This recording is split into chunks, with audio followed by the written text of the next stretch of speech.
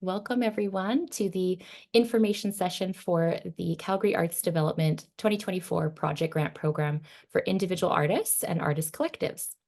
The purpose of this session is to share about the Project Grant Program in a more auditory and visual way with ASL for folks who prefer to take in information in that way.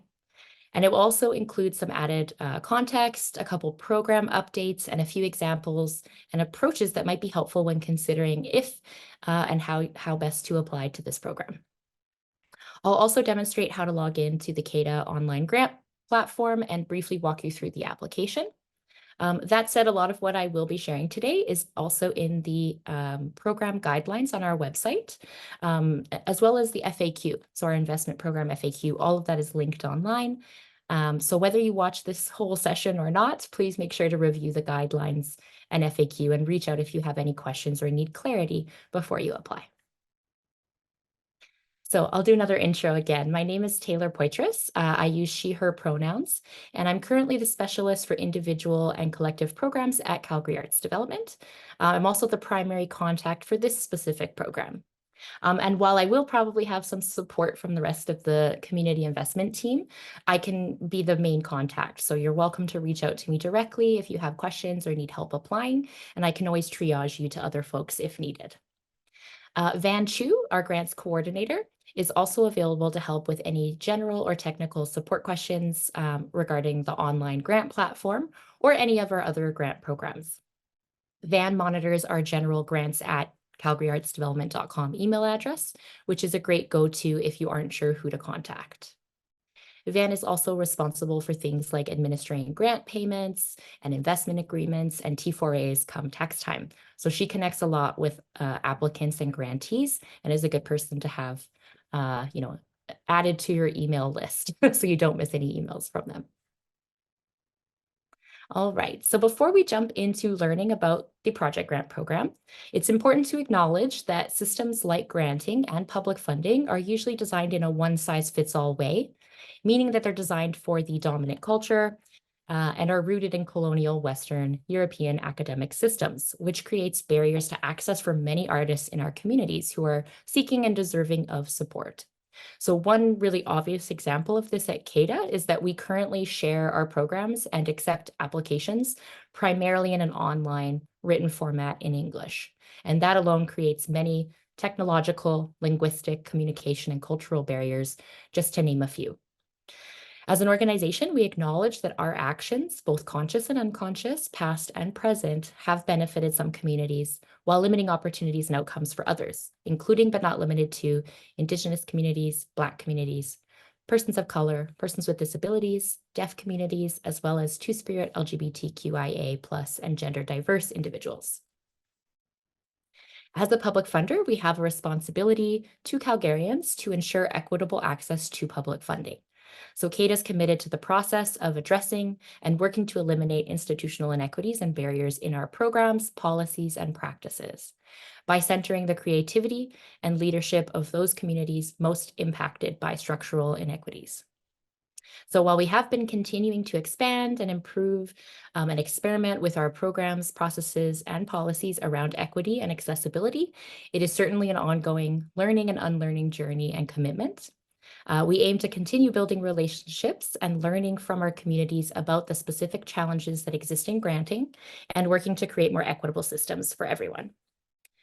We have also identified equity priority groups and adopted a specific equity measure that we apply to some of our programs, including this one, which I'll speak more about later on. So how does CADA's commitment to equity translate or apply to you as artists or potential applicants with our programs?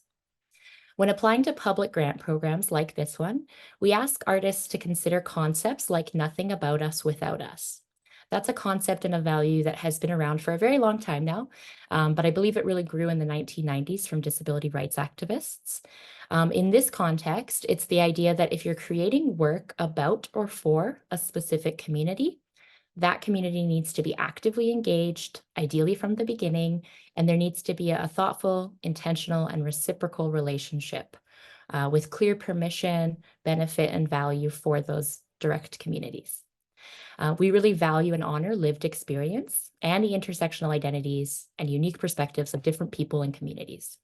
So when you're applying to grant programs, it can be really helpful to pause and ask yourself, why this, why now, and why me? Be mindful about the projects that you choose to undertake and apply with, and how you go about undertaking them and engaging with others. Connected to this concept is also something that probably doesn't need to be mentioned, but I'll mention it anyway. There are things that Cato won't tolerate, such as hate speech, cultural appropriation, or active exclusionary behavior. So please be aware that any applications that contain that will not be supported. When it comes to evaluating applications, this is something that we also ask our peer committees to consider. Are applicants being thoughtful and considerate of the work that they make, who they make it with and for, how they make it, and why? So I'll expand on all of that a little bit more when we actually talk about the program considerations for this grant. But I just wanted to introduce this as a concept from the start. All right. So in recognition of some of the barriers that I previously mentioned, we'll work one-on-one with applicants to develop accommodations or approaches that better suit their specific abilities and situations. So some examples of accommodation are the translation of written materials into other languages, including ASL, transcription of verbal meetings or audio-video recordings into a written document, language interpretation for phone, video, or in-person meetings, video or audio applications. So this is something that is available that a lot of folks actually maybe aren't aware of or don't take us up on. But this means that if you would like or prefer to answer application questions verbally, you can submit an audio or video recording of yourself, or staff can help make that recording and record your responses over a platform like Zoom. You can get a friend to help you with that as well if you'd rather write it and have someone else read it. There's lots of ways to kind of get around this barrier of writing online in English. And we also have grant writing assistance, which I'm going to touch more on in the next slide. In addition to all of this, staff like myself will do our best to provide support or share feedback with you over the phone, over email, in person when possible, or through audio video platforms like Zoom or Teams. Just remember to reach out to us early. We can only really guarantee feedback on your draft application up to 10 business days before a program deadline. And that could actually vary depending on the volume of requests that we receive. So reach out early. To help with managing that volume, as I mentioned, I'm also hosting 4 virtual open office Q&A sessions throughout the month of April. So there'll be one 90-minute open office period online every week, leading right up until the deadline. These virtual open offices are offered on different days of the week and at different times of the day, just to help accommodate different schedules. Please take advantage of these if questions arise throughout the process of applying. In these 90-minute sessions, I'll basically be hanging out in a Zoom room, answering questions about the project grant and providing artists with support. I piloted these open office sessions last year and they were quite well received. Some artists hung out the entire time and listened to other people's questions just simply to learn. And some folks popped in and out just to ask their very specific question and then head out. The registration links for those are on the website in the same place that you registered for this info session. If you can't find it, just email and I'll send you the direct links. All right, so application assistance. As staff, we recognize that our program staff may not always have the necessary skills, relationships, or capacity to fully support all applicant needs, especially applicants who may identify as deaf or hard of hearing, or living with a cognitive, developmental, or physical disability, applicants living with mental illness, or facing a language, geographic, or cultural barrier. So if you are an applicant that experiences these or any other barriers that make it difficult to fairly access our programs, you may wish to seek out individualized one-to-one assistance from somebody else outside of CADA's staff to help with the application process. So if this is something that you need, CADA may be able to directly pay that other person, that external support person, for the hours that they spend assisting you with your application. We also acknowledge that there may be additional barriers not in this list, things like technological barriers related to having limited internet or computer access, for example. So we encourage you to reach out to us with any questions, or if you have different types of barriers and challenges that you're experiencing. So who can you get assistance from? Well, we might be able to offer some recommendations for professional service providers, but it's ultimately up to you. It's your responsibility to select the support person or the service that you wish to use. We want you to have trust and comfort with whoever it is that you choose to work with and have supporting you. Some folks will get support from artistic peers, so somebody else in the community who maybe has a lot of experience with grant writing or with, within your same discipline or doing a similar type of project. So it could be a peer. It could also be a friend or a family member, or it could be a professional service provider. So if you need like a professional translator. What services can they assist you with? Well, the list probably is longer than this, but some examples would be with language translation, general transcription or editing, application development. So maybe assisting with framing your ideas and concepts and organizing your support material. And really, this type of assistance can be made available at any part of the application process. So whether that's, at the point of you reviewing the guidelines online and deciding if you actually want to apply or not, the actual submission, like preparing and submitting your grant application, or you might need support when you get the results. So say you've been successfully funded and you need some support with reading over and understanding the notification email or your investment agreement, or completing a direct deposit form. And then lastly, of course, if you were funded and you did your project, we could also offer application assistance when it comes to preparing and submitting a final report. What is the maximum amount CADA will contribute? Depending on the type of service or assistance that you're requesting and the program that you're applying to, CADA has outlined a schedule of maximum amounts that we're able to provide towards this application assistance. Those are outlined in the policy online. That policy is being redeveloped. I don't know quite when it will be launched, but keep your eyes out for changes in that. But I'd always recommend looking at whatever the most recent policy is. To be able to request this or kind of get approved for it, so to speak, all you have to do is call or email us, one of the program staff, before you apply, and just let us know that you're interested in requesting approval for this paid application assistance. You don't need to disclose any specifics or details about the barriers that you experience unless you wish to. For example, you don't have to share about your diagnosis or any specifics that are private. All we really need to know is that you are experiencing an accessibility-related barrier and you're interested in accessing this kind of support. This is not available for folks or artists who simply hire or work with grant writers for professional reasons, or like, time-saving reasons. It really does have to be currently around accessibility-related reasons. So staff will chat with you briefly just to ensure that you're eligible for the program that you want to apply to. We want to make sure you're not wasting your time. So first we'll make sure that you're eligible for the program, and then we'll make a note on your file to ensure that you don't have to keep requesting or getting approved for application assistance. It'll just be a one-time thing, and any program you apply to will be able to see that you've already had that conversation. The person who helps you, so after you've received support, put in your application, for example, that person would then send an invoice to CADA, just to the general grants email.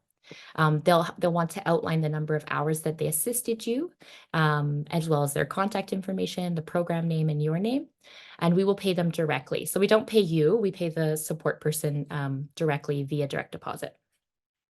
Oh, I wanted to make a note here as well that all of these supports, whether they're from CADA staff or from someone external, they're not mutually exclusive. In fact, it can be really helpful for you and your support person to connect with a program staff person like myself to ask questions and ensure that you both really understand the program goals, requirements, criteria, and process to apply. So reach out early if you have any questions. And yeah, I think that's it. So the project grant, we'll finally actually talk about the program. So this program is intended to provide one-time project funding for a specific project, activity, or initiative. It's specifically intended to support individual artists and artist collectives. So while projects do not have to take place in Calgary, applicants must be Calgary-based. We also accept applications from Treaty 7 nation members living within Treaty 7, which is Southern Alberta, if they can demonstrate a clear connection to Mohkinstsis or Calgary. If you're not Calgary-based, or maybe, for example, temporarily away for school or working on another project, just contact us first to discuss before applying. We have a more fulsome description of what it means to be Calgary-based in our FAQ as well. But if you're in doubt, just reach out ahead of applying and we can make sure that you're eligible.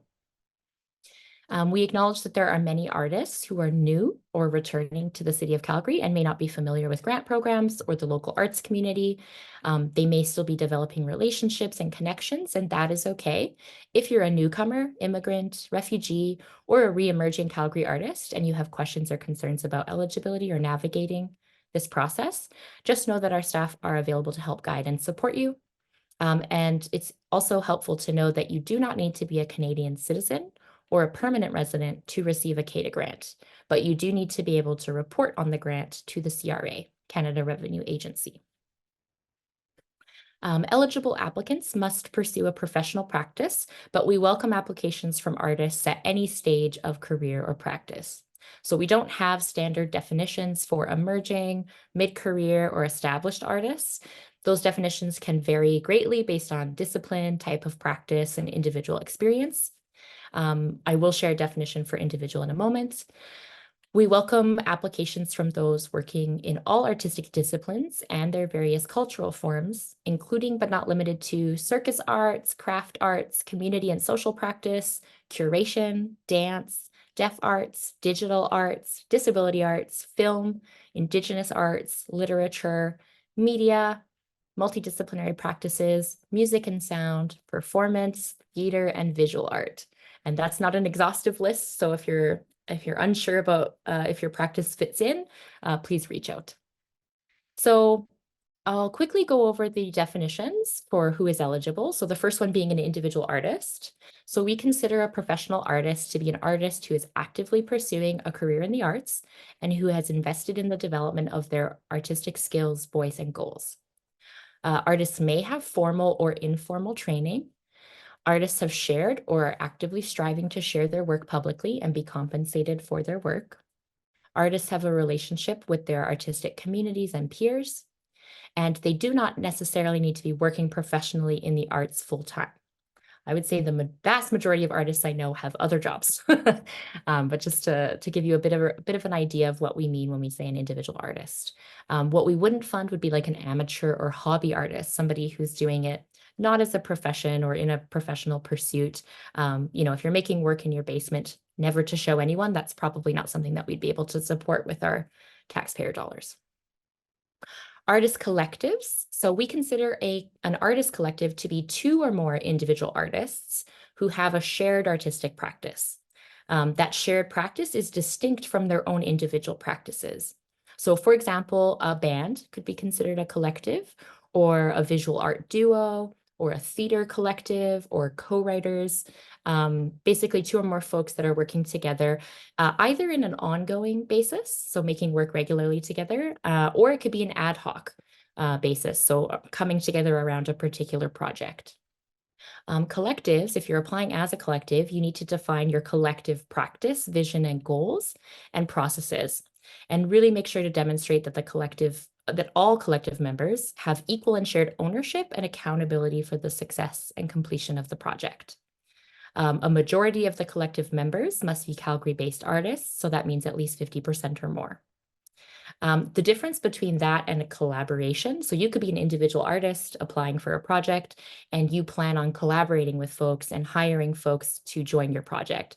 You're still kind of the primary person who has maybe full ownership and accountability and holds the vision for that project, but you can still collaborate and pay folks and bring them on board. But you might change your mind about who you're hiring to collaborate with you or to do certain tasks, whereas a collective has that shared practice and those collective members aren't really changing, right? They co-own and make the decisions for the project together.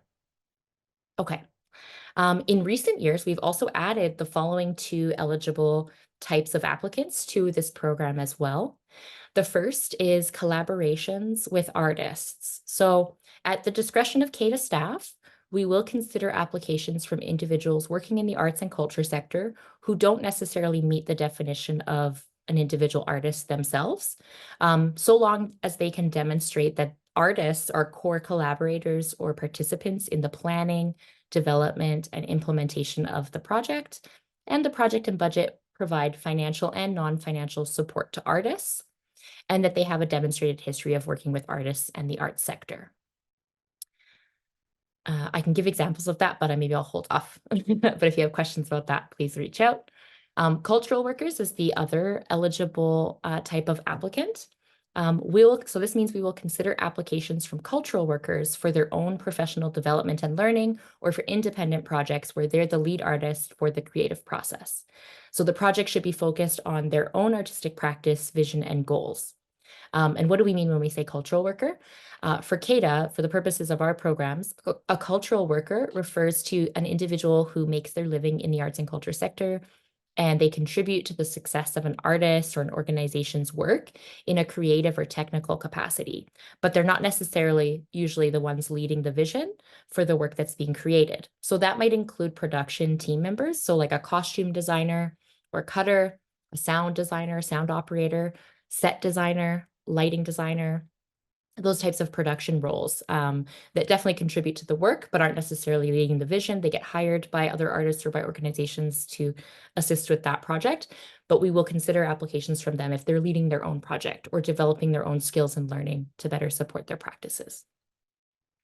A quick note, this program is not open to applicants from arts administrators. So you can be an arts administrator on the side, but we're not funding projects directly tied to your arts administrator role.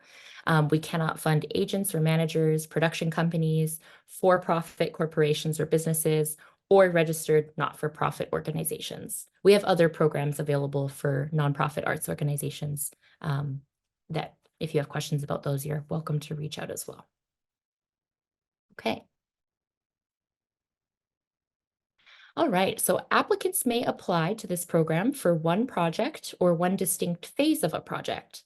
So try to ensure that you're really clear about what phase of the work you are applying for, especially for a project that is maybe larger or longer term, and it might have multiple phases or stages. If you have questions about how to phase projects or what works, just reach out. Basically, any project should have a clear start date, end date, a specific set of activities, processes, and goals. Total funding available for this program is $2.5 million, which is an increase of $500,000 compared to last year. Yay. Individual artists may apply for up to $20,000, and artist collectives may apply for up to $25,000 towards their projects. These maximum request amounts were also increased by 5,000 this year. So last year it was 15 and 20, this year it's 20 and 25. These maximum request amounts were increased in recognition of inflation and higher costs year over year, and our desire to invest in artists with more meaningful grant amounts. Not all projects will require the maximum request amount, and I'll talk about the best way to approach developing a project budget later on.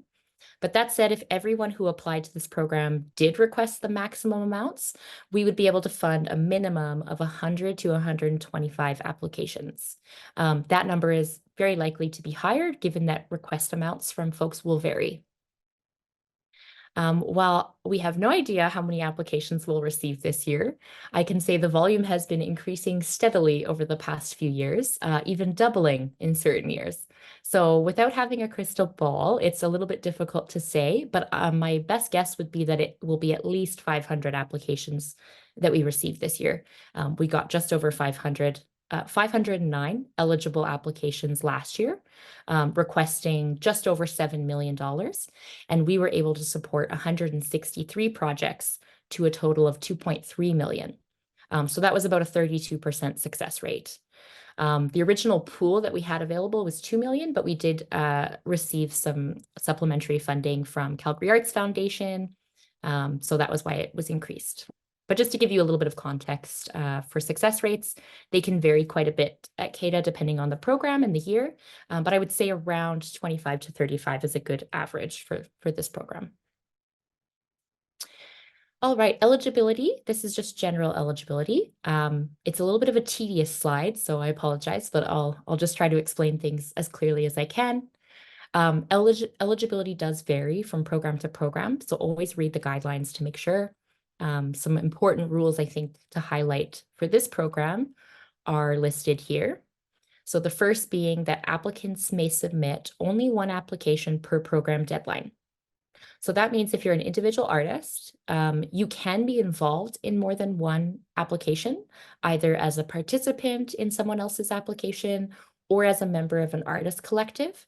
But if you're involved then in more than maybe 2 or 3, I would say reach out just to ensure that you're eligible and that, keeping in mind that you are technically competing with yourself if you're part of many applications. But all that to say, an individual artist can apply to the program for an individual project, and you could also be a part of a collective who's applying for a separate project. Just make sure to apply from the correct grant account. So you have to have a separate account for your individual practice and a separate distinct account for your collective. They use different email addresses in the grant platform so that they're unique. The second one, a project may only be submitted by one applicant per program deadline. So if a project is being undertaken by a group of individuals or say in partnership with an organization, only one application can be submitted for that project. Multiple members cannot submit to this grant for the same project to the same, program deadline. Third, CADA cannot fund the same project or phase of project more than once, regardless of calendar year. So please ensure that you're planning larger projects ahead of time and clearly outlining the phase of work that you're applying for. As long as you have applied for distinct phases of a project, you may apply for a future CADA grant to support the next phase of the work. So for example, say you have a really expensive long-term film project. Film is very expensive. You might apply this year to the project grant for all the pre-production and production elements. And then next year, you could apply for the post-production elements or maybe, touring to festivals and things like that. So you can break it up into phases. And as long as you've done that, you can get more than one CADA grant. But if you, say, applied to do an exhibition this year and you got the funding for it, and then you were like, crap, it's costing way more than I thought, it's taking way longer, you couldn't apply for that exact same, those same activities and expenses again. So yeah, hopefully that's clear. Applicants must be in good standing in order to apply. So that primarily that means that you can't have any late or overdue final reports for a previous grant that you haven't maybe received an extension for. So if you do need an extension, reach out, discuss it. If you get approved, great. Otherwise, if you have an overdue report and we haven't heard from you, we don't know if you're able to finish it or when you might be submitting your report, then we wouldn't accept a new application for you for another project. All right. As of January, this one's important, it's new. As of January 2024, this year, you may not have more than 2 open grants with Calgary Arts Development. This includes grants for which a deadline extension has been approved. So if you have an open active grant that you haven't finished the project and you haven't done your final report, if you have 2 or more, you won't be able to apply for extra funding. So this shift, the shift to limiting applicants to holding 2 open grants was in response to a number of challenges that have either arisen or been exacerbated over the past couple of years. So adjusting this limit helps to ensure that we can continue to address that really large increase in volume, especially to our individual and collective programs. And it helps to increase the diversity of applicants being awarded funding and invest money to the widest possible community. It also helps to encourage applicants to complete their projects and final reports in a timely manner before taking on the management and responsibility of additional projects, activities, and public funds. This I should clarify too. There's a full open grant policy that you can read all the details about, but just to clarify, we're talking about the community investment programs. This is separate from public art programs. So there's no limit on between the two. It's just for like the project grant, micro grant, and other CI programs that we run. You can always reach out if you're like, where am I at? What can I apply for? Another point here, you may receive more than one CADA grant in a year if they're for different programs, from different programs for different projects.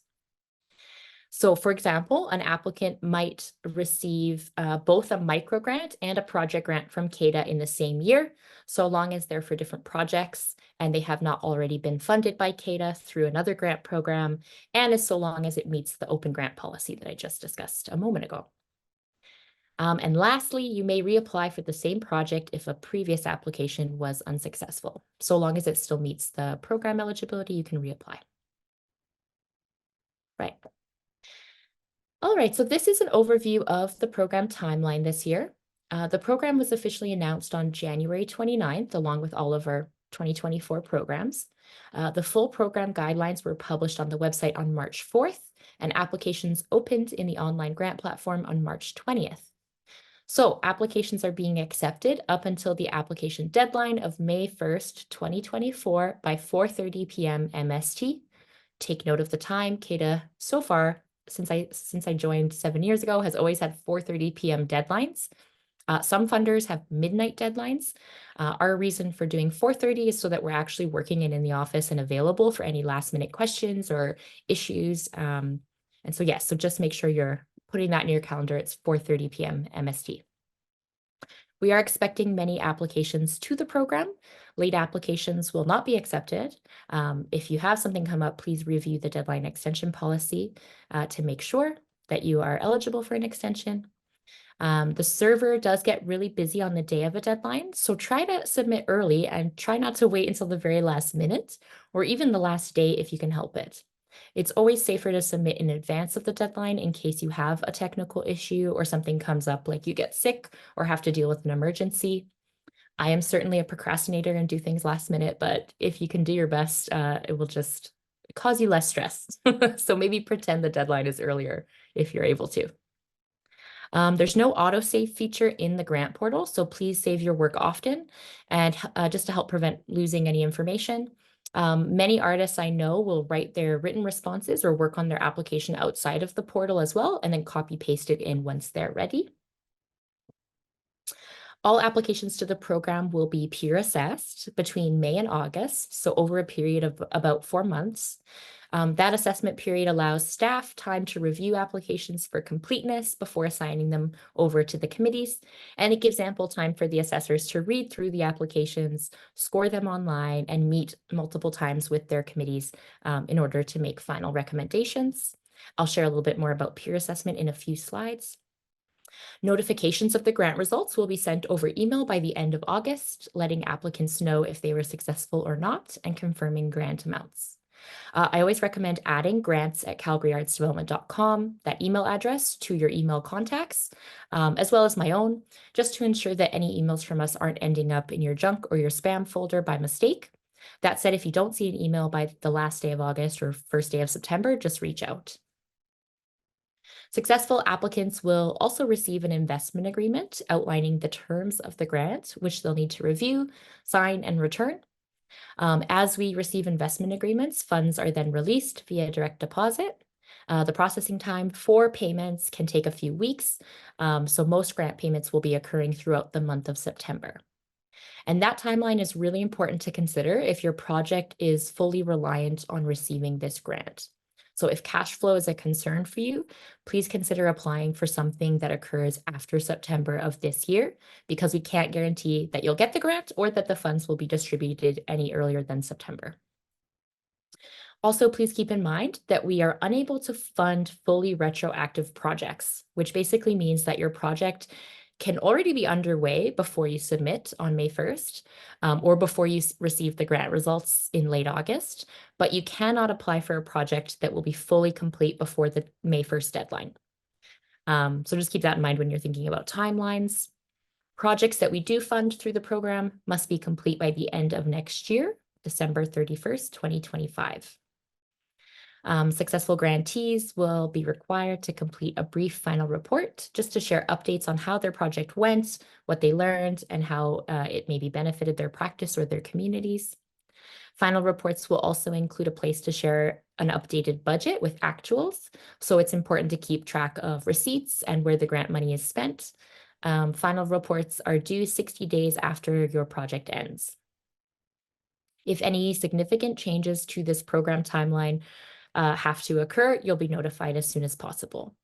The only thing I can imagine is if we get 1,000 applications this year, we may need to give ourselves a bit more time, but we'll reach out if anything changes.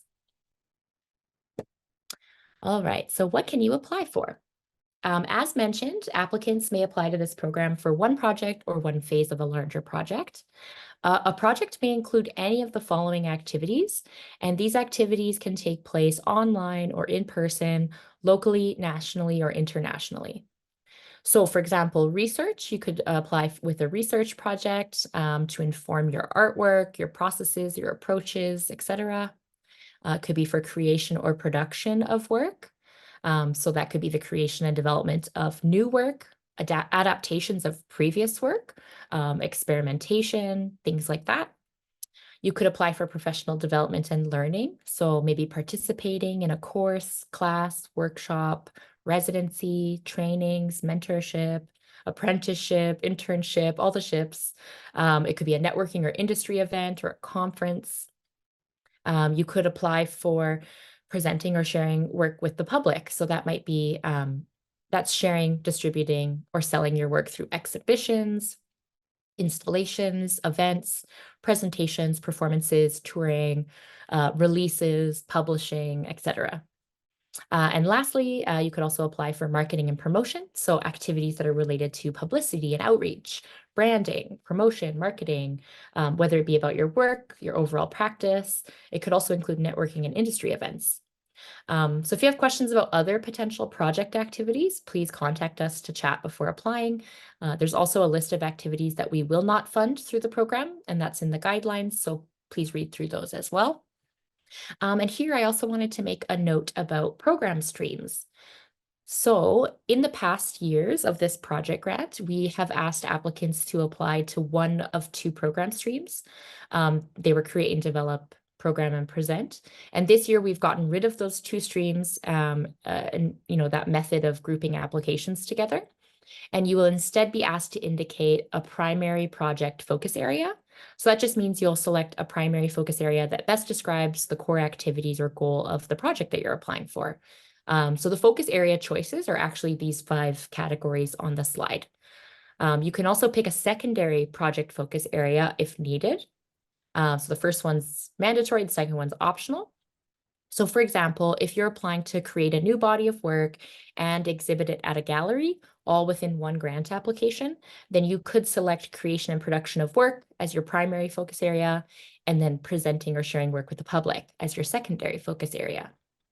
Another example, if your project was solely just to market and promote a new album that you released and that you produced, then perhaps you only select marketing and promotion as your primary focus area, and you don't need a second one. So knowing these focus areas for your project will help staff to organize, more similar applications together and assign them and organize them with the committees that way. So yeah, so you don't have to make a choice around stream. You can just pick, what are the primary focuses, which hopefully eases the stress of having to decide which stream to apply to. All right, eligible expenses. So funds from this program may go towards almost any expense that's directly related to your project. There's a full list, quite a long list of eligible expenses in the program guidelines that are all relatively straightforward, but I am going to highlight a couple specific things here. The first is a reminder that we want to see artists paid for their work, which includes yourself. So depending on your project, it might also include compensating consultants, participants, knowledge keepers, mentors, collaborators, and more. Things like artist fees, professional fees, per diems, honorariums, and subsistence are all eligible expenses through this program. So when it comes to paying yourself or paying others through a grant, you may want to frame those things differently, and the amounts might vary. Unlike some funders, we don't have a maximum set cap on those expenses, since we believe it can vary quite greatly depending on the project, your own circumstances, the type of work that's being done. the scope, the location, the length of time. So if you have questions about artist fees or subsistence or per diems or honorariums, please feel free to read the FAQs. It's super helpful. If you look at those, we define every term within the glossary. And we also have a write-up about how best to frame or calculate artist fees versus subsistence requests, and kind of a way to negotiate when to ask for either. You can also lean on other artists in the community and do your research to ensure that you're paying people equitably and that rates and amounts are mutually agreed upon and well supported. And honestly, I would say from experience the past few years, if you have room in your budget and you can pay above the minimum standard fee schedule or rate, it is a minimum recommended amount. So please feel free to consider going higher if you have the space and ability to do that in your project budget. The second piece I would like to highlight is that in past years, we've always had a cap on how much of your CADA grant could go towards the purchase of equipment, which is, buying equipment is considered a capital expense or an asset, because you own it and it lives or lasts well beyond the length of just the project, and it depreciates over time. In past years, we have steadily increased the amount that you can use for the grant on equipment purchases. I think it got up to $2,500 last year. However, this year we're doing a bit of an experiment and we've made the decision to remove the cap altogether. So there's no limit technically on how much you can request for purchasing equipment. That said, there are some important asterisks that I want to emphasize. First off, removing that cap is an experiment this year, so it could change in the future depending on how this goes, and the feedback that we get from artists and assessors. But what I would say with great emphasis is that this does not mean that you can or should apply for 20K in equipment purchases. I'd say you're very unlikely to be successful in a grant if the majority of the grant is equipping yourself with expensive equipment. As it states in the guidelines, any equipment that you do request must be specific and directly related to the completion and success of the project. So not just your overall practice, but directly related to the project. This means that similarly to any expense in your budget, you'll want to make a clear case for how the equipment is directly related, necessary, or relevant to the success of the project.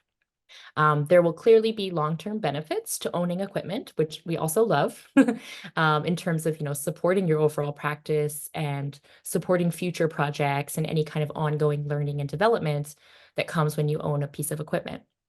Oh, but just be sure to also speak. So regardless of the long-term, overall impact, just be sure to speak to how this specific equipment will impact the project that you're proposing. So for example, will the equipment improve the quality of the work that you're creating for this project?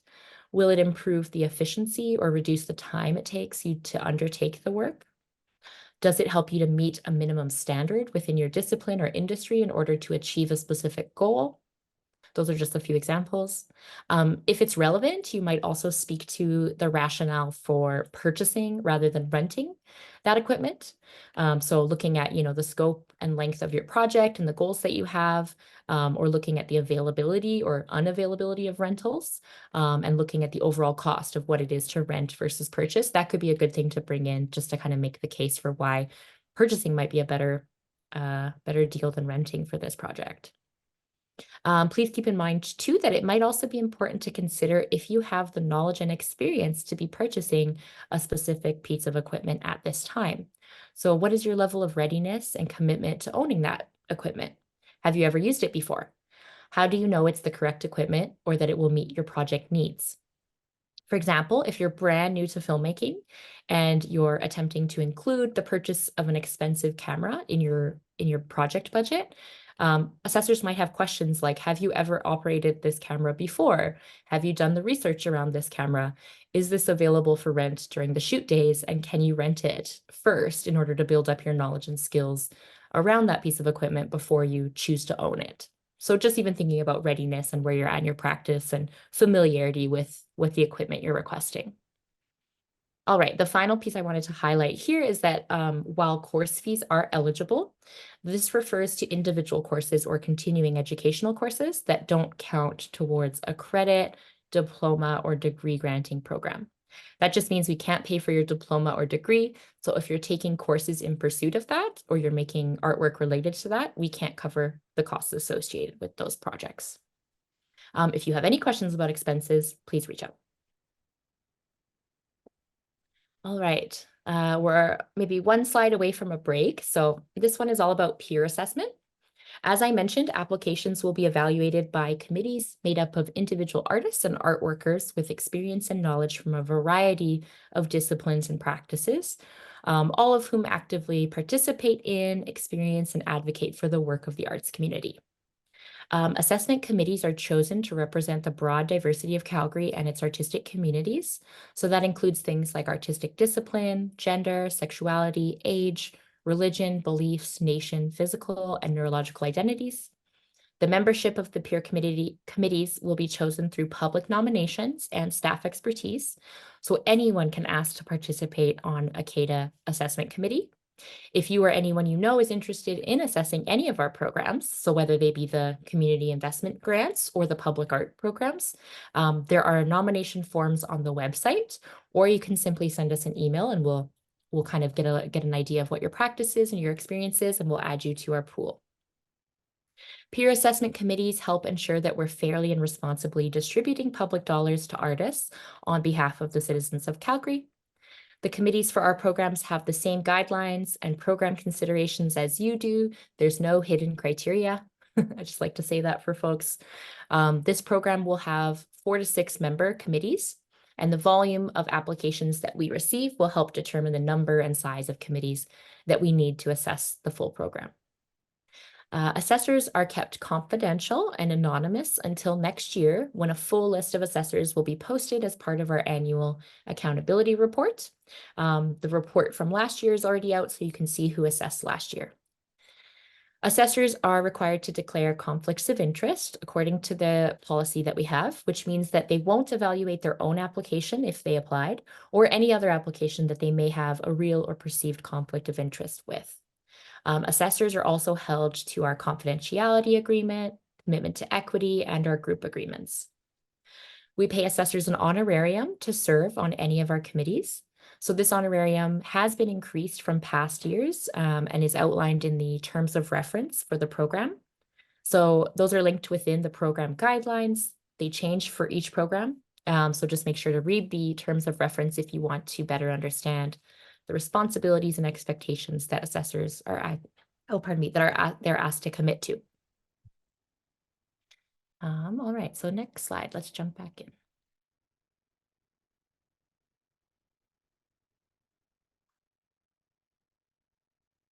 All right, so how to apply.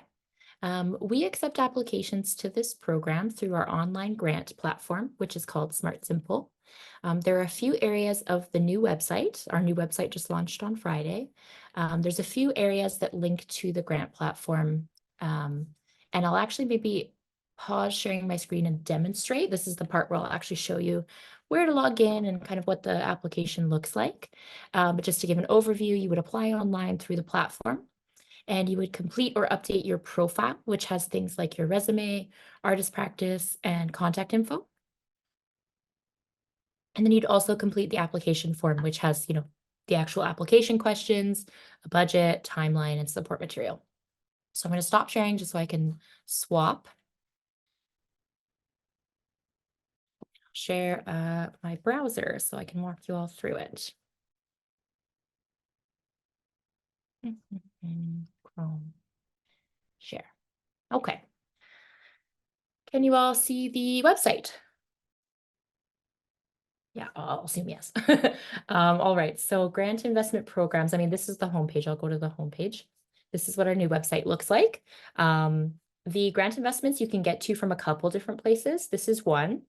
So you could go here. There's overview, grant programs, grant announcements. But if you clicked there, how to apply is right here. So if you could click that button, or if you're working on the left-hand side, there's a button here that says apply for grants, artist calls, and funding. So you could click that, and it also has the link for how to apply.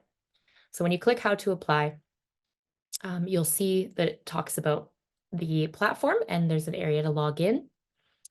So this is how you would access it right now. You can also find it within all of the program guidelines. So if you were to go to our grant programs and you were to find the ones for artists and collectives and the project grant, so say you're actually reading the full guidelines here. There's lots of links for actually like how to apply right within here. So you can click it here as well. All of these things will take you to the grant platform. So I've clicked that and it looks like this. If you are new to the system, you'll want to register an account here. If you have logged in before, you can do so here. If you forget your password at any point, you can always click this. So I'm going to log in with just a test account.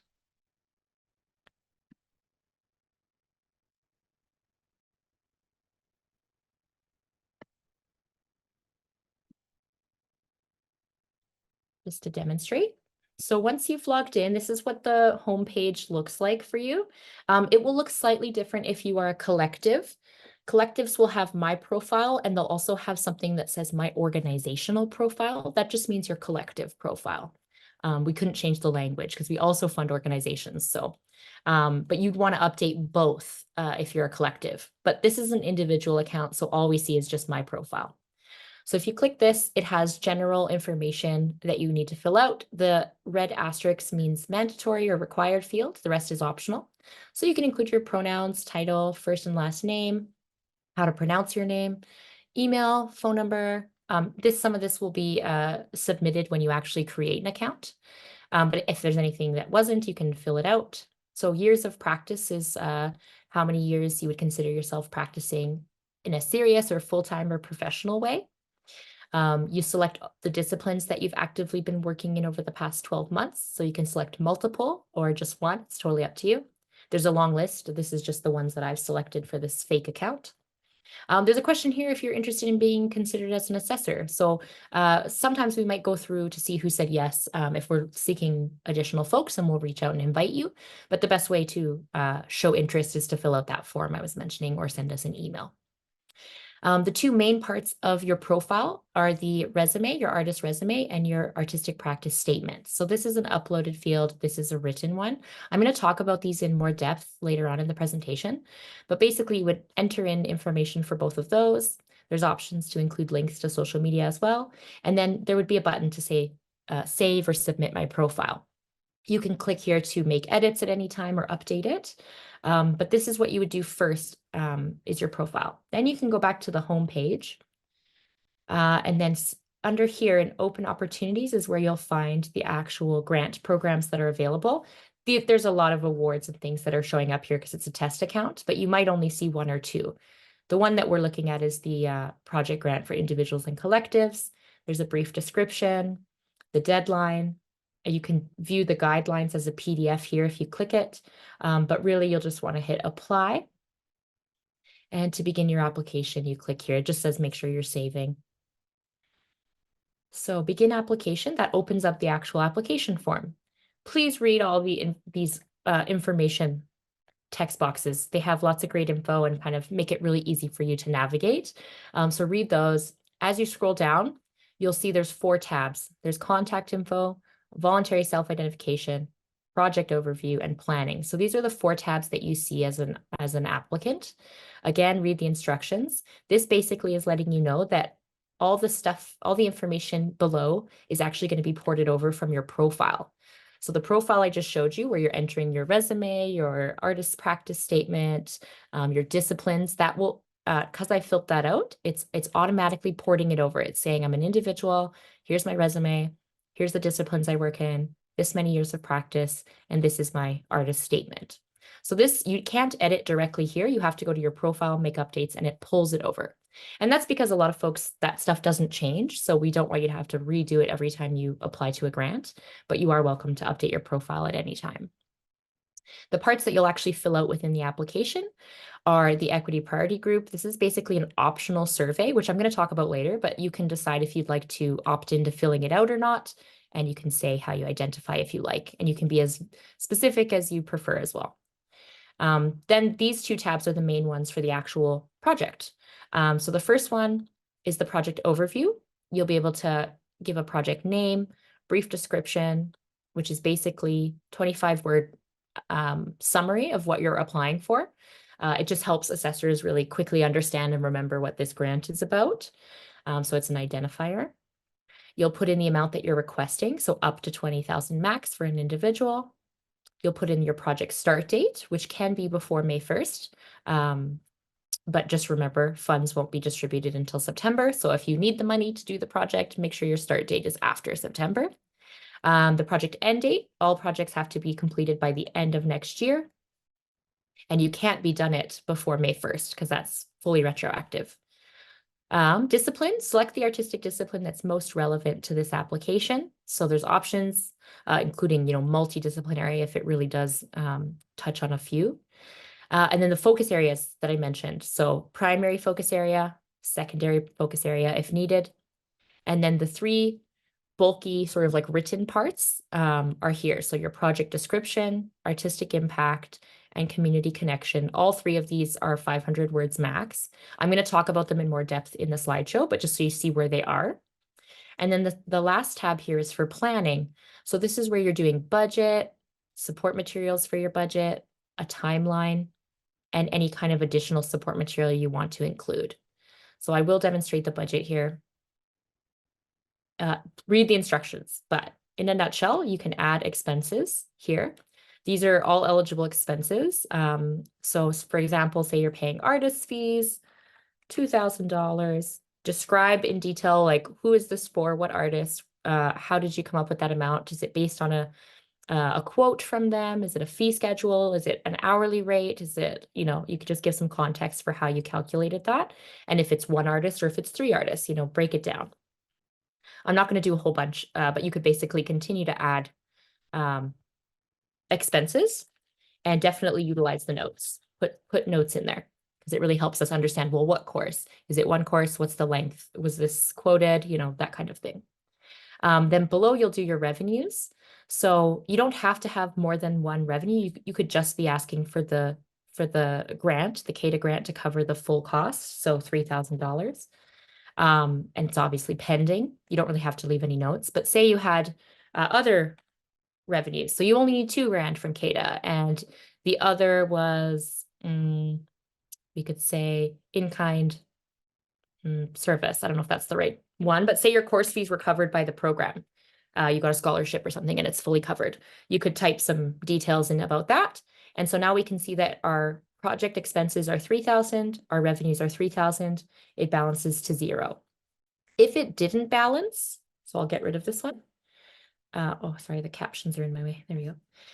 And you tried to save it, it would say your budget isn't balanced. You have to put something in. So it has to be 0 here. So that would just let you know that your budget isn't balanced. So I'll make it balance and then save. Oh, please ensure the CADA request. Oh, yes. So this won't work until I have to show you this other part. So you can't really work on your budget until you've entered in your project what you're asking for. So I would have had to say 3,000 here because the platform actually likes to check that amount matches what's in your budget. So just to show how it would actually work. So now if I put in my CADA request amount, it's going to match what I just put in my project overview. Oops. Save. So now it'll save. It'll say save complete, and then you can exit out, and then you'll notice that this whole area has been updated. Now I can see my budget in a summary right here. And you can go back in and edit it at any time. Just make sure that this grant request amount matches your funding request here. The system will always check those things for you, so it'll never let you submit if things are incorrect. The budget support, I'm going to talk about later, but you just upload these files here. Timeline is also a PDF file, so you upload it here. And then when you select written, if you wanted to add PDF files, you can, and you can describe them. If you have audio-visual files, you can upload them here. It tells you the allowable file types. If you also had links that you wanted to include, you could include those here. So there's lots of options. You only need to do at least one. And then, so if you were to hit save draft, it will just save. If you were to go back to your home page, you no longer have to go here to find your draft. It's now located here. So you can open your draft that you've been working on and continue to edit it. If you wanted to see how you're doing, if you're missing any information, you would hit save and validate. And that's going to check and say all of these things need to be done before you can submit. So you can't leave this question empty, invalid date. So it's going to check everything. Once you correct all of those, you can hit submit. When you hit submit, it's also going to check these anyway. So even if you don't ever do save and validate, the system will always check for these things before you're able to submit. Yeah, so I think that's it. I'll go back to the slides so I can dig into some of this information in a little bit more detail. Stop share. Back to the slideshow.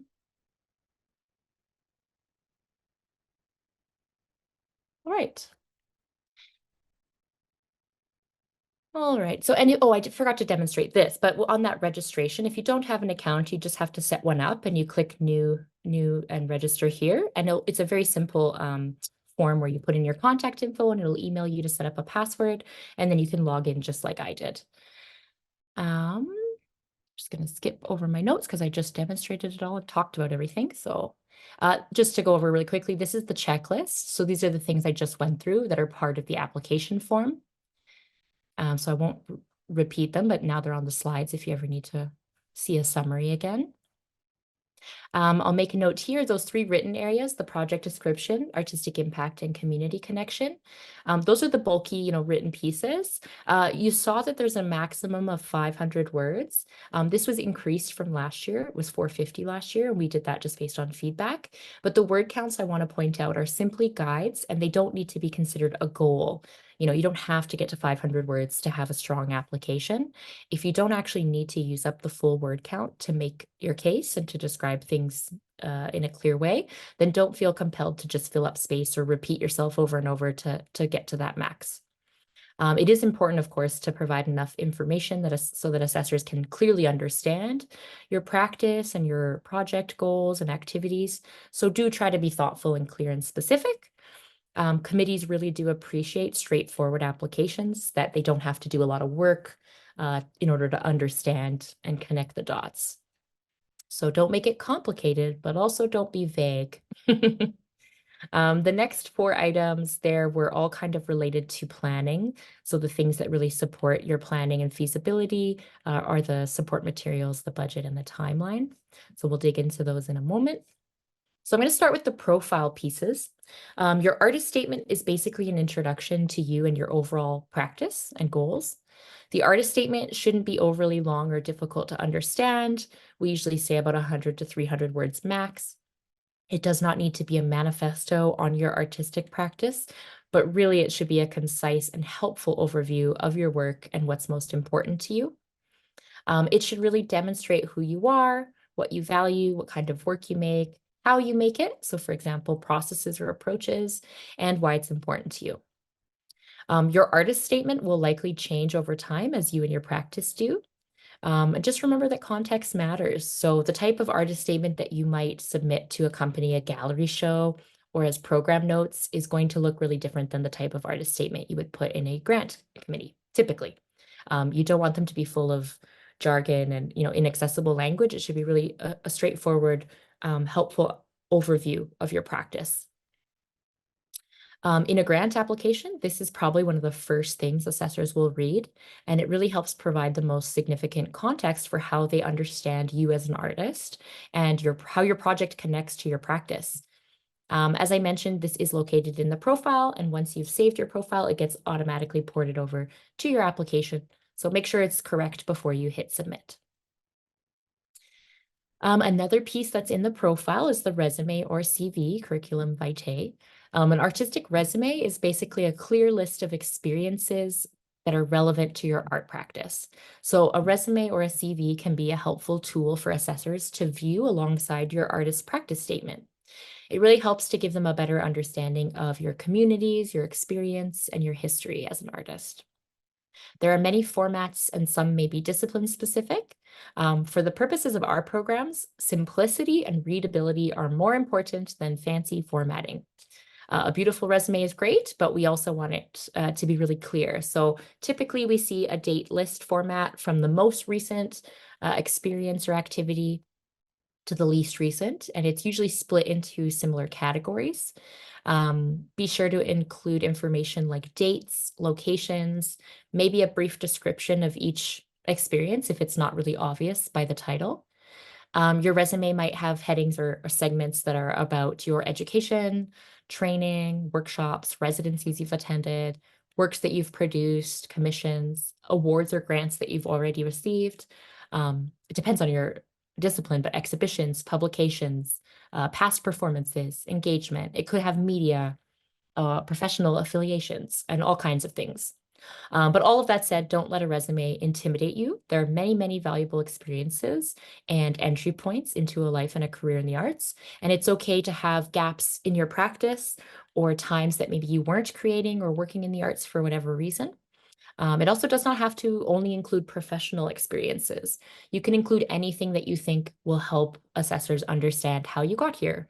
A little bio or a blurb at the beginning is okay too. And a suggestion, many artists have their resumes available on their websites, which could be a helpful way just to see the variety and types of resumes and how to format them for different disciplines. So take a peek at others in your field. If you're applying as a collective, include your collective resume or CV, which outlines the history of work that you've made together. If you're a brand new collective, you can also just include the individual resumes of each member in a single PDF. Project description. So this is that first written area in the overview. This is where you're going to describe your project, including what will occur, when it will take place, and where it will take place. So it's kind of like the nuts and bolts of the project.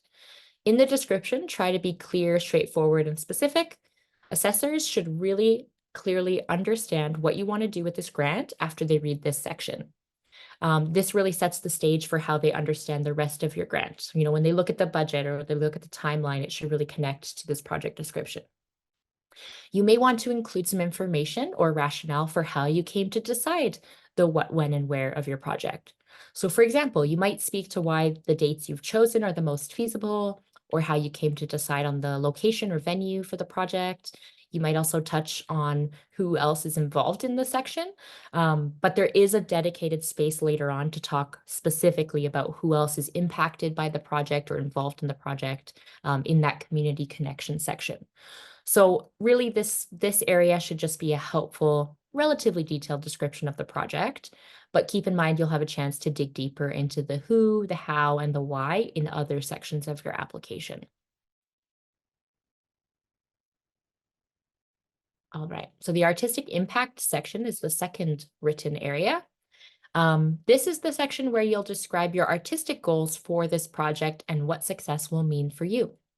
So consider how this project might impact your artistic work, your artistic practice, or your artistic disciplines.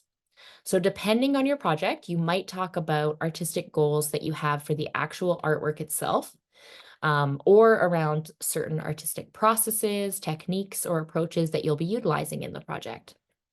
How does this work connect to past work you've done or not? You might talk about professional development goals related to learning and growth within your artistic practice. Are you continuing to build, hone, and practice skills that you currently already have? Or is this a relatively new area for you in terms of learning, knowledge building, and skill development? You could talk about discipline-specific goals and impacts that the project might have on the disciplines or the artistic communities that you're a part of. What might this project be contributing to, or building off of, or exploring for the first time? How might it fit within the artistic discourse or milieu, if that's relevant? So those are just some examples. You don't have to talk about all three, but it's just a way to kind of break down how you might talk about the work itself, your practice and growth, or the disciplines that you're, engaging in. So there's lots of examples and types of artistic impact. Be sure to tell assessors what is important to you and and why it's important when it comes to this project. Some things to think about when I talk about success. What will success mean for you? Think about how this project will allow you to achieve your artistic goals. How will you measure success, learnings, or impact? What is helpful and meaningful to capture given this project, your goals, and where you're at in your practice right now? Consider how this project connects to your overall practice, and you can ask the question, why this, why now?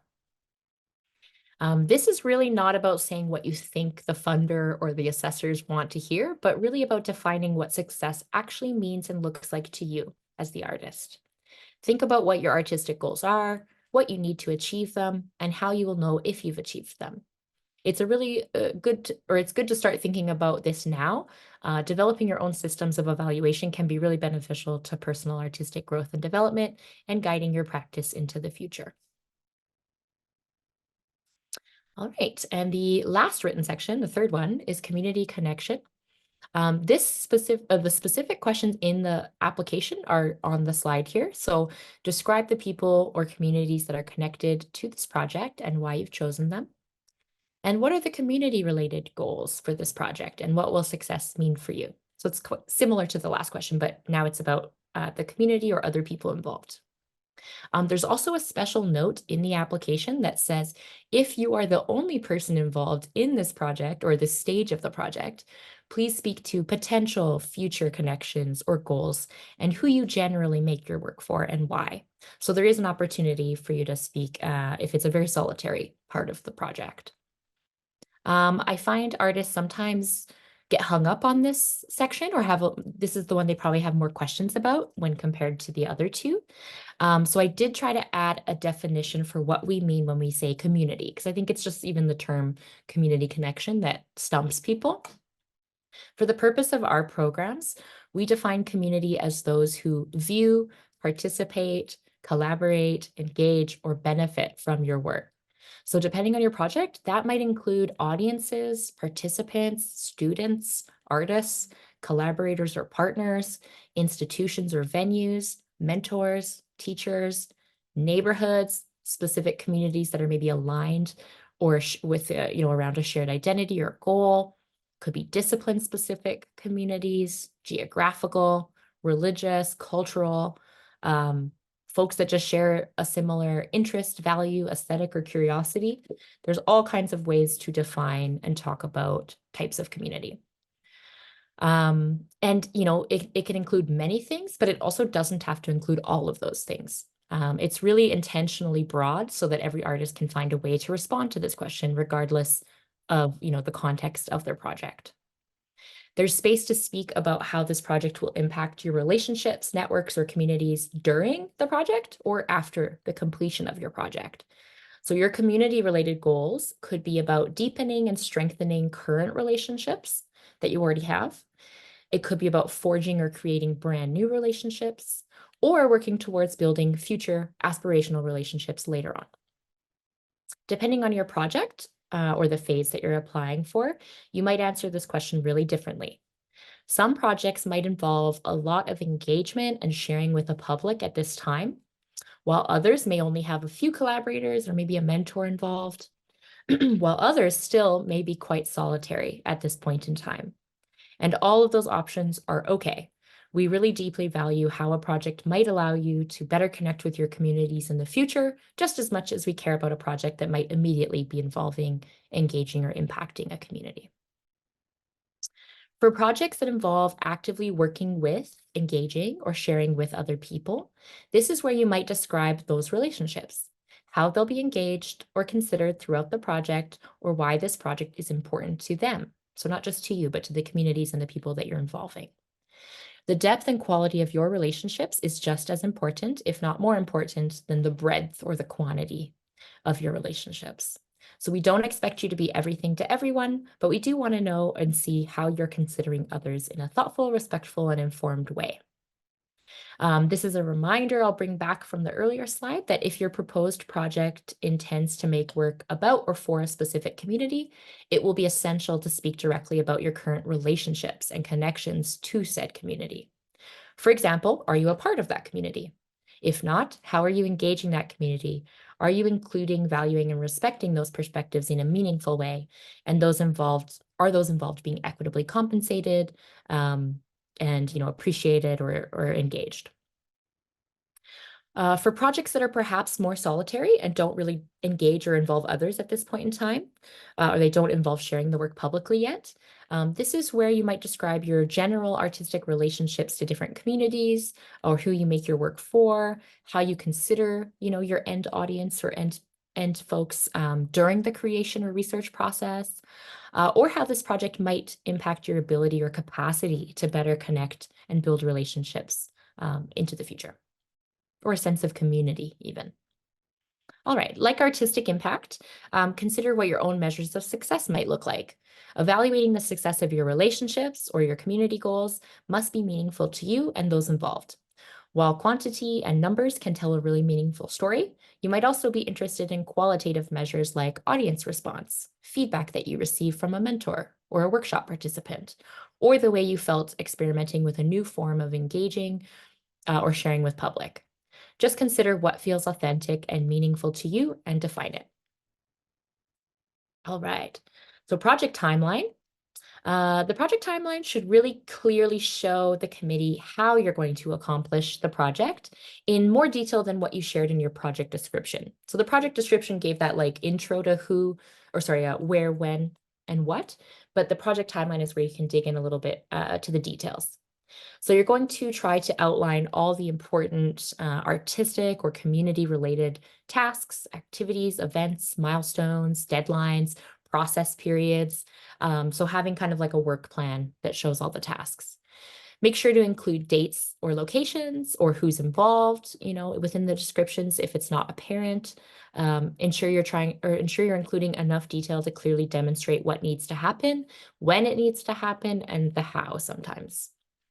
It might be helpful to include some thought around why this is the most reasonable timeline for you and for the project, particularly just to help assessors understand the feasibility, especially since not all of them may be familiar with your discipline or your own capacity or your approach to making this type of work.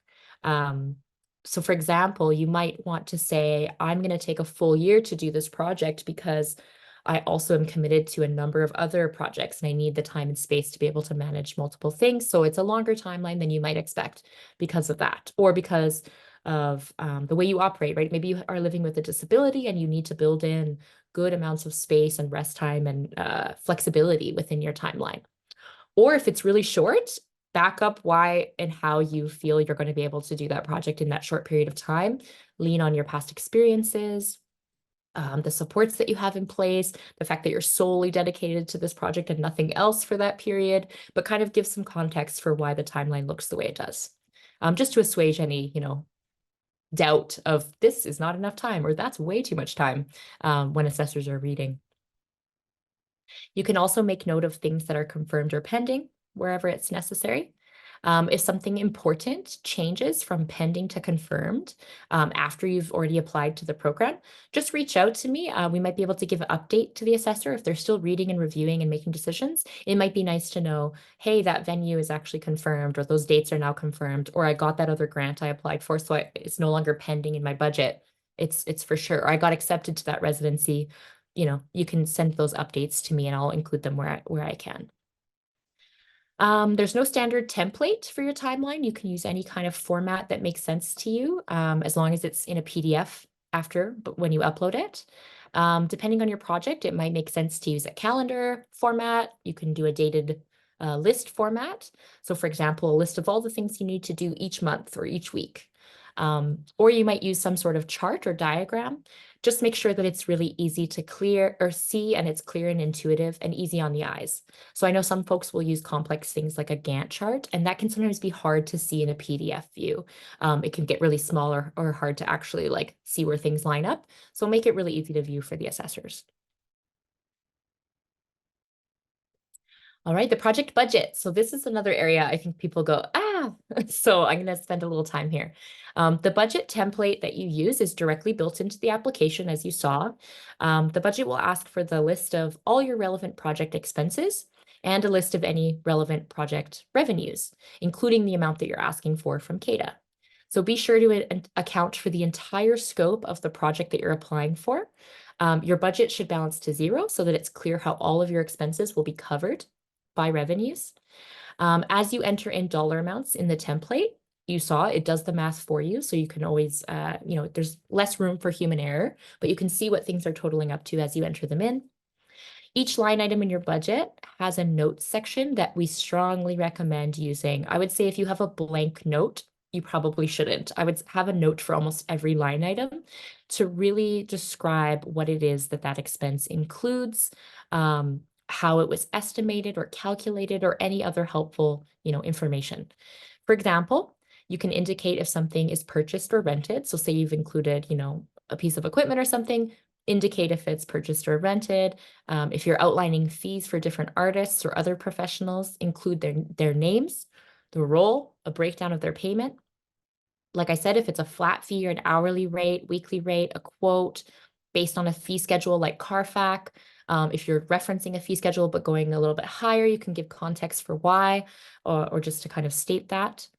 If you request subsistence, which is coverage for, your ongoing monthly expenses. For example, if you're in a creative period of making a body of work or writing a novel for 6 months, and you're looking for support for your monthly rent, utilities, food, childcare, things like that.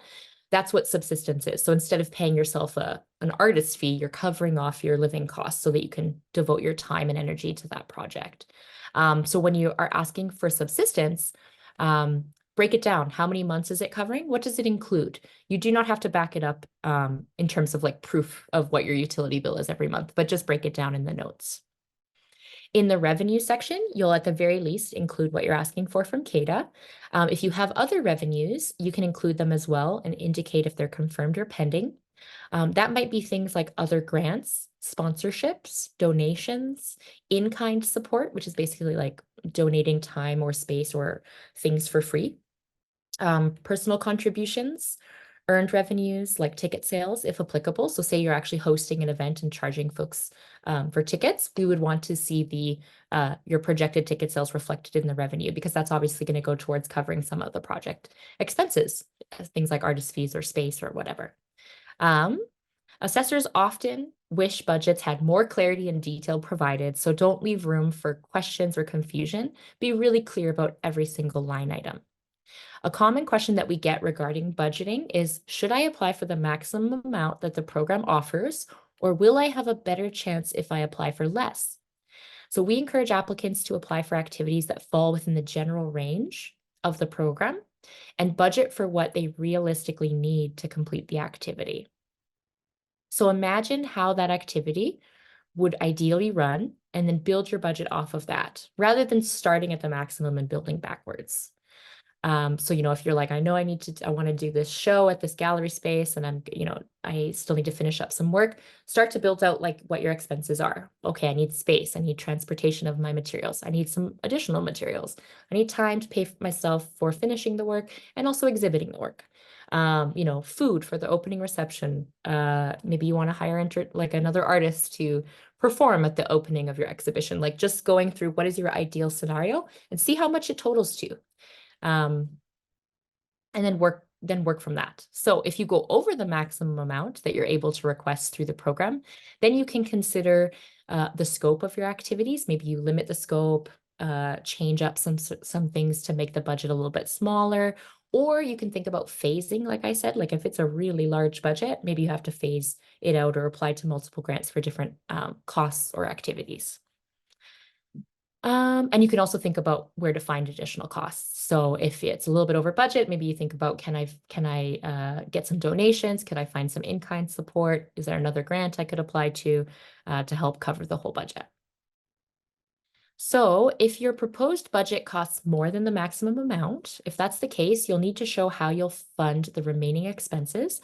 So either through fundraising, other grants, sponsorships, your own contribution, earned revenue like sales or in-kind donations. Just remember, grants are only one option for supporting your project and its costs. It can be really great to diversify where you're seeking resources and support for the project.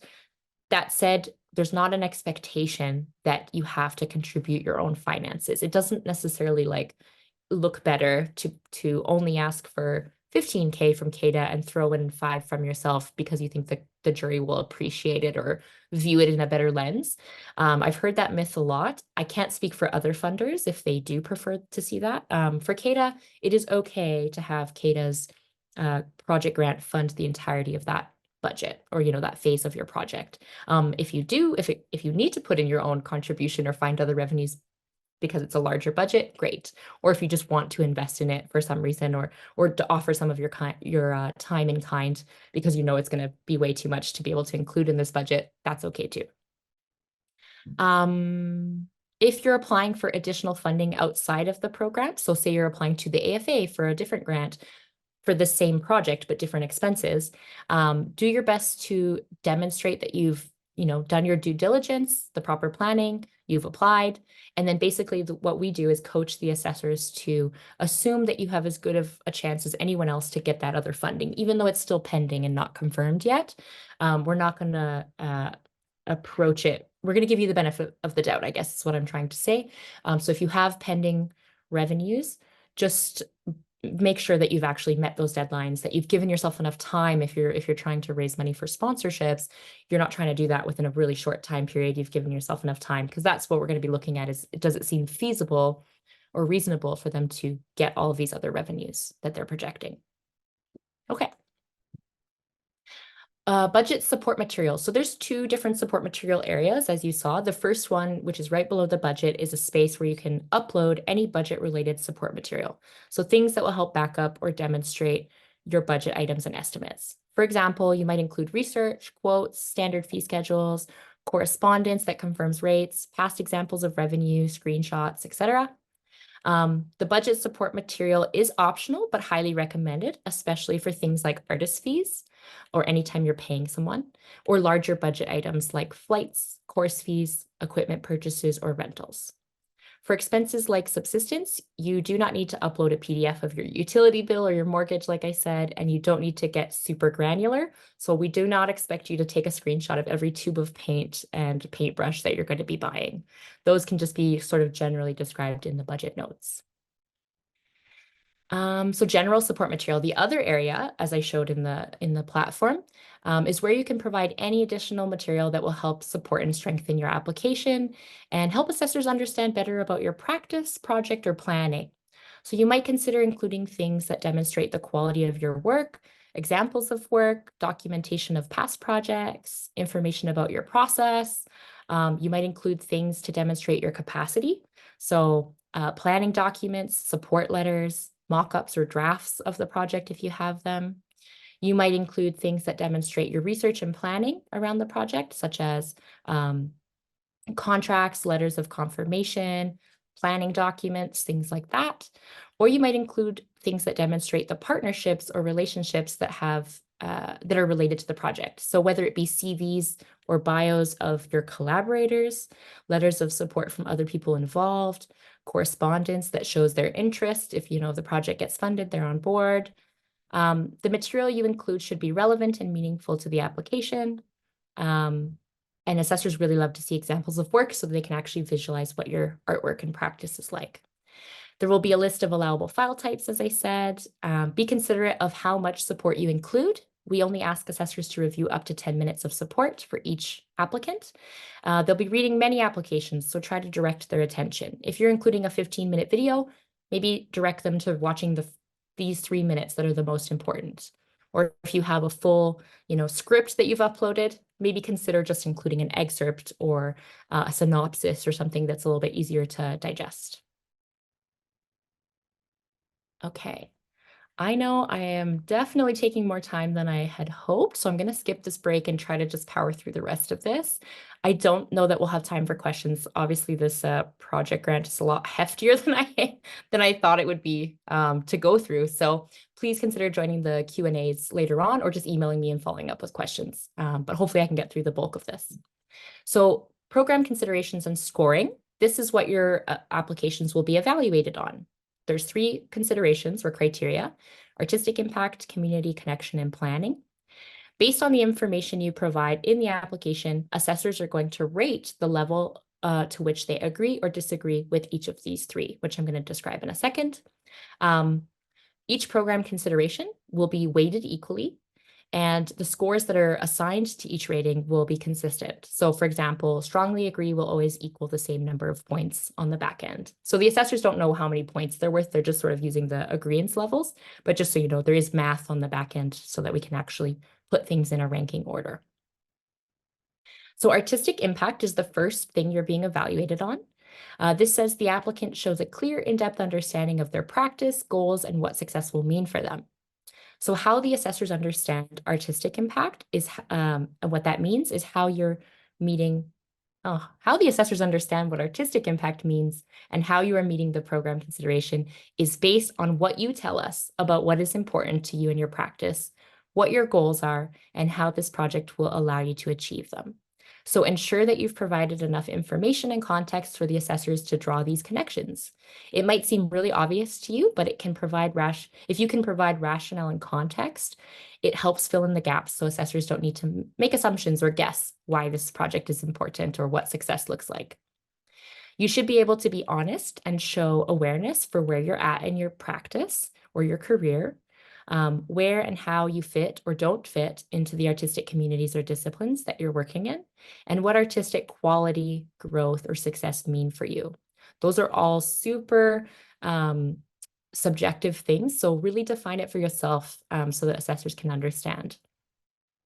Being able to recognize the challenges or barriers that you might face as an artist can actually help demonstrate potential, thoughtfulness, and intentionality about the way that you undertake your work. It creates opportunity to see how an investment in your practice might in fact leverage you into finding solutions to your challenges.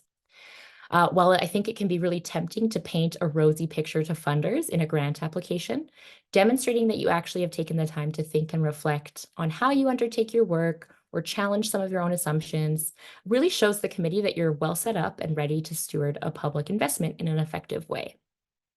As you saw, there is a section in the application where you're directly talking about your artistic impact, but keep in mind, assessors will be considering your application holistically, meaning that there might be other parts of your application that really speak to the artistic impact indirectly. So things like your artist statement, CV, or support materials.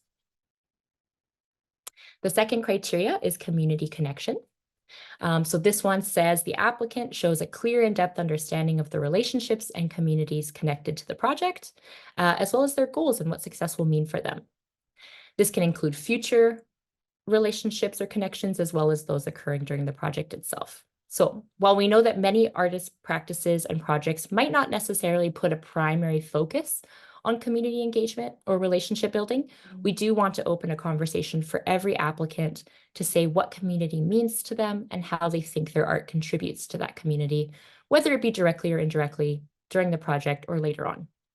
It's important to reflect on who your communities and relationships are or who you would like them to be, how you might either connect and engage or simply consider them during the project. Defining your communities will allow you to better understand what it means to have an impactful relationship with them. So reflect on why your project is important to those you've identified, whether they'll be a part of the project now or experiencing it later. If the project doesn't involve creating or sharing work at all, then how does the project support or impact your ability to deepen and grow your relationships and connections to communities in the future? And again, this will be holistic. There's an area for this to really dig into, but we might also see examples of this in your CV and support material. Planning. So the last thing you're being evaluated on, this one says the applicant has included enough information to clearly show what they want to do and how they will do it. There's an in-depth understanding of what it will take to carry out the project and meet their goals.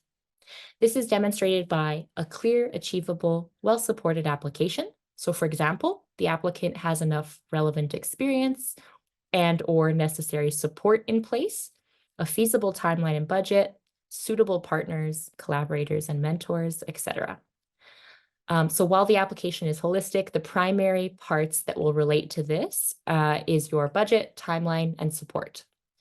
The planning pieces should clearly outline who you'll work with and why, how you will work with them, what it will cost, how much time it will take, and what tasks are required to meet your goals. So you want to show that your project is achievable, well-researched, and well-supported, especially when it comes to ensuring that those involved are well considered and taken care of in the planning elements, including yourself. So artists care about burnout. They want to make sure you're taking care of yourself and others. The application should have clear, detailed, thoughtful responses and include the relevant information required to create overwhelming trust and confidence that the project will be completed as described and the applicant will reach their goals.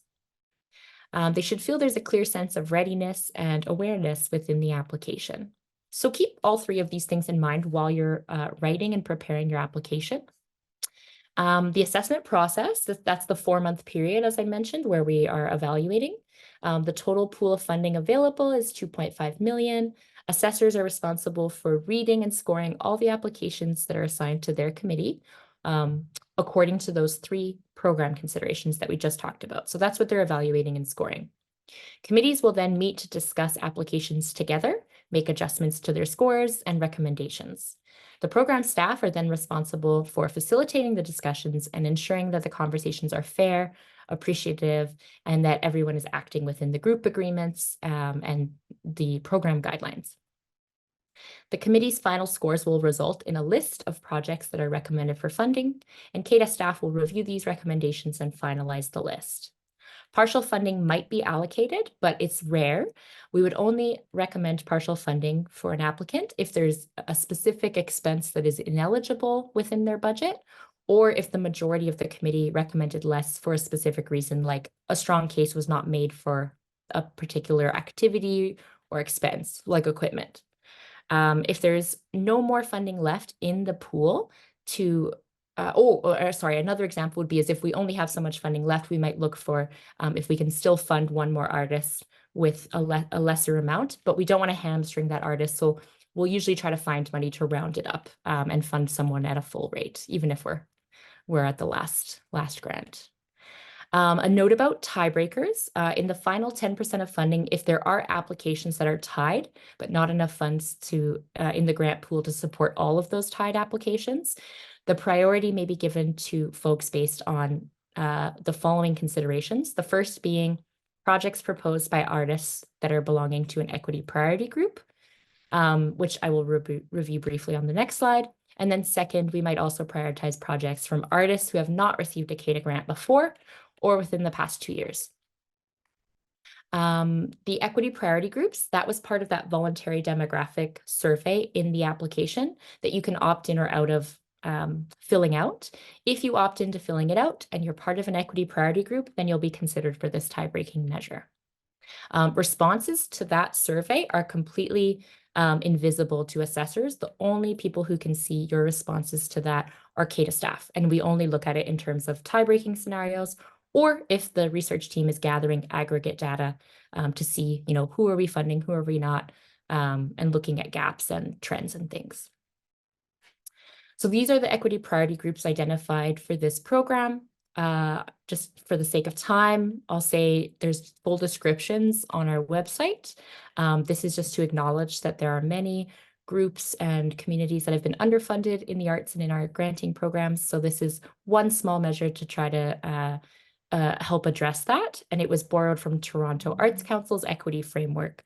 We adapted it from that. So we just want to do a shout out to them. And then grant tips. So remember that you're not expected to be everything to everyone, and your application won't benefit from trying to write or represent yourself in a way that you think assessors want to see. Be authentic to your actual work, practice, and goals, as well as where you're at in your career. Like I said, having an appreciative sense of where your gaps or challenges or barriers are, and how you might work through those or use a grant to help address those is a really positive thing. Using plain language rather than academic language or artist speak is often much clearer and more concise. Assessors really appreciate being able to easily read an application and understand what it is and why it's important. They don't have to do a lot of work to really understand what it is you're saying. They're reading a lot, so straightforwardness is really, really helpful.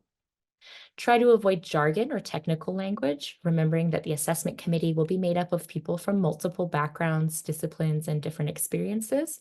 So if you're speaking about something that's really unique or specific to your discipline, like a theory or a school of thought or a methodology, just be sure to define it. And if you're using technical, like a technical program or a tool, can you describe that in plain language so that everyone understands what it is? When it comes to language in general, I think that we as humans might interpret or understand concepts and words differently, or there could be multiple meanings. So for example, if you're talking about making your upcoming event accessible, What does accessible mean to you and for who? Really define that and don't take for granted that we all think that means the same thing. Don't assume that all assessors will understand or be familiar with your specific practice or your past work or your discipline. Really share your whys and hows throughout the application. That's always what I think is lacking, is not the who, what, when, where. Like those Cole's notes things are usually pretty clear, but it's like the how, the approach of your project and why you're doing it that way. I think that context piece is usually the thing that really helps to expand on. Specificity also helps deter assessors from making their own assumptions because you've actually clearly defined things for yourself. Do your research, make sure that you can back up what you're stating in your application. So I think of math class where you're encouraged to show your work and how you got, to a certain answer, especially when you're thinking about numbers and budgets. So show, don't tell. Using an outside eye, it can be really helpful to have someone who may not be familiar with your discipline or your work read over your application. The questions that they may ask or uncover, around the story that you're telling, it could reveal some assumptions or gaps. It can also be really helpful to have someone who is really well versed and familiar with your discipline or your work read over your application. They might be able to point out different kinds of gaps or red flags in the planning or best practices that they would recommend including. So getting a couple different perspectives is helpful. I'm available to do that if you reach out early. Just email or set up a time. And speaking of early, yeah, start the process early. Give yourself a lot of time to put your project into writing, to leave it and come back to it, to reflect on it with fresh eyes, to gather support material. When you're reaching out for, say, letters of confirmation or support, give folks enough time to be able to give that to you before the deadline. We really want to ensure you're putting in an application for the project that you've done the best planning for. So start early, don't rush, and submit early if you can. Taxes. This is the last slide with info. So what about taxes? It is really important to consider tax implications of receiving a grant. CADA is required to issue a T4A tax form to any successful grantees for the full grant amount that you receive during a calendar year. So if you are successful and you get a $20,000 grant from the project grant and you don't get anything else from CADA, you'll get a T4A for $20,000 for this tax year. That includes the primary applicant that's maybe receiving payment on behalf of a collective. Please note you must have a valid Canadian social insurance number or an individual tax number to receive a CADA grant and report on it to the CRA. When you're filing your taxes, you should be able to deduct all reasonable grant expenses related to the production of the project from that total grant amount. So this doesn't include your own artist fee, which is considered taxable income. Other expenses like subsistence or living expenses, some things cannot be reimbursed or deducted.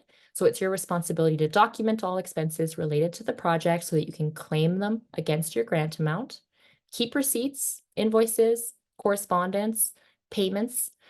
Track all of that so that if you ever audited, you can submit those and prove that that grant money went out the door and you didn't keep it for yourself. CADA may ask for receipts too. It's rare, but you also want to have that information ready for your final report. And yes, I should also just say that CADA is not technically allowed to give tax advice, so we always recommend reaching out to a tax professional, accountant, CRA, whenever you're planning your grant applications or preparing your taxes each year. Because everyone's scenarios and situations are different, so we don't want to be giving any incorrect advice. There are resources in our FAQ around artist grants and taxes that you're welcome to peruse. Contact info, I'll just throw it up there again.